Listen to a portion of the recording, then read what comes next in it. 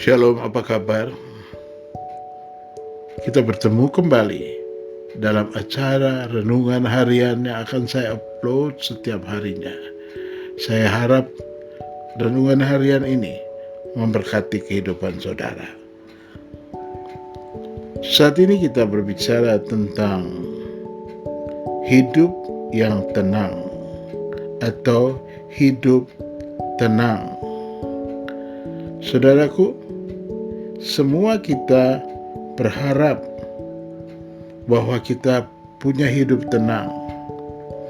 Semua kita tidak suka jika kita dikatakan punya hutang. Makanya kita menyadari sungguh-sungguh bahwa Roma 8 ayat 12 berkata, "Jadi saudara-saudara, kita adalah orang berhutang, tetapi bukan kepada daging, supaya hidup menurut daging." Tahukah Anda, hutang kepada Tuhan? Tahukah saudara bahwa kita itu berhutang kepada Tuhan? Pelanggaran perintahnya membuat kita berhutang. Hutang keadilan kepada Tuhan, hutang yang pastinya tidak pernah bisa kita lunasi. Nah, Tuhan Yesus mati di kayu salib untuk membayar dosa kita. Mestinya kita yang bayar, tetapi Tuhan Yesus menebus dosa kita sehingga kita bebas dari hukuman dosa. Setiap kita berhutang, memberitakan Injil kepada semua orang, harga yang harus kita bayar sekalipun tidak akan pernah bisa lunas. Itulah yang disebut hutang yang tidak bisa dibayar lunas. Mulailah tujuan utama hidup kita sejak kita ditebus oleh Tuhan. Ketika kita banyak tetapi tidak banyak orang telah kehilangan tujuan hidup tersebut. Yang diperjuangkan atau dicari dan dikejar adalah dunia. Dan dengan berusaha, dunia dengan segala kemuliaannya yang semu,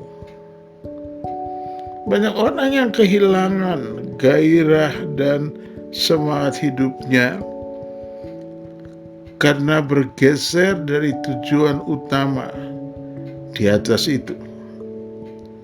Bukan kebahagiaan sejati yang didapati, tetapi sebaliknya, kekosongan hati, perjalanan hidup yang sia-sia, dan akhirnya penyesalan di penghujung umumnya.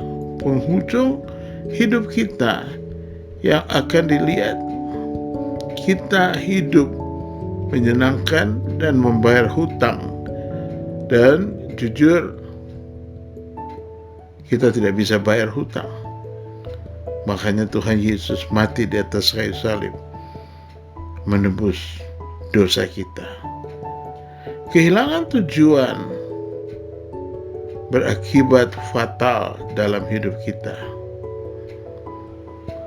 Florence Charwick adalah perenang wanita yang berambisi untuk menyeberangi Selat Catalina sejauh 26 mil.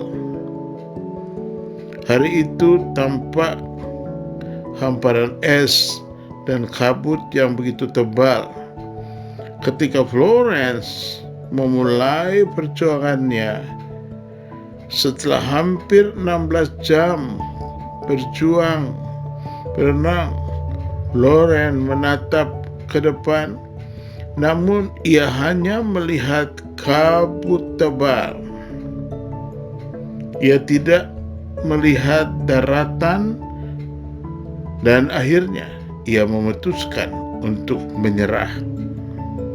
Florence tidak pernah mengira jika dia di balik kabut itu daratan yang besar yang menjadi tujuan Florence. Yang menjadi tujuan Florence hanyalah tinggal setengah mil saja.